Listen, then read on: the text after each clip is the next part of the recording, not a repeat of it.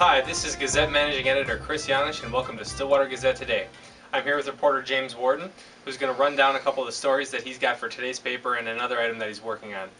James, you had a pretty interesting story today on the Lake Elmo Inn, a tradition that's been going on there for a couple decades. Why don't you tell folks about that? Well, if you walk into the Lake Elmo Inn, it's easy to miss it among all their other decorations. But look up to the ceiling and you'll see thousands, literally, of ornaments that they've collected over the years. For about 2 decades, the inn has had this policy where you exchange an ornament for a beer or wine or even pop for the kids during the Christmas season.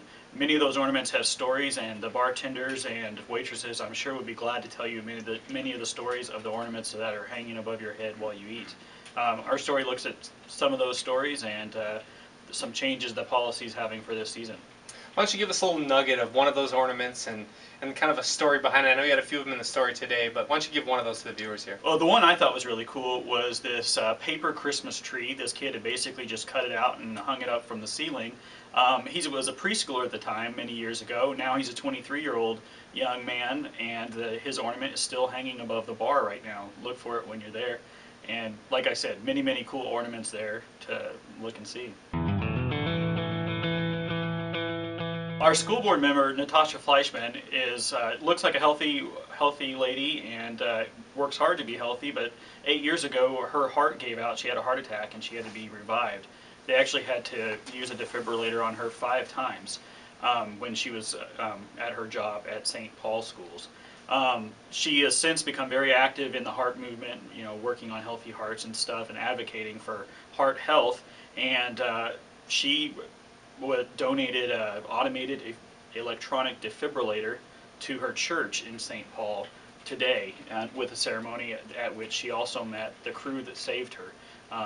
Has never met them in all these 8 years since, but got to meet the 3 men and 1 woman who helped save her life. That sounds like a great story, James. Look forward to reading it. That's it for now. We'll be back with some more news from the St. Croix Valley.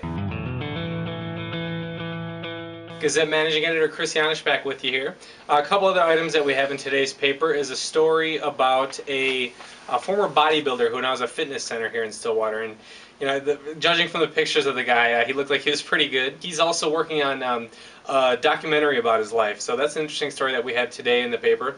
And we also have a crime roundup. There was a man who was struck in Stillwater by an alleged drunk driver.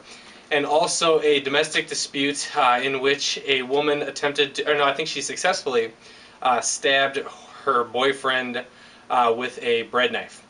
So those 2 stories will be in there today.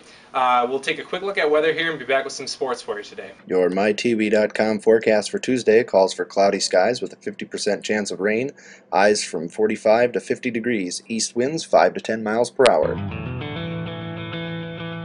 Joining me now is Gazette Sports Editor Stuart Grosskreutz, and we had some big news here for the pony swimmers this weekend, right, Stu? Yeah, it's become kind of a tradition with the ponies, but they won their 4th state championship in 5 years on Saturday night. They had 4 individual state champions. They won 2 relays. Hannah Bowen won the 50 freestyle and the 100 freestyle. Maggie Kiefer repeated as state champion in diving.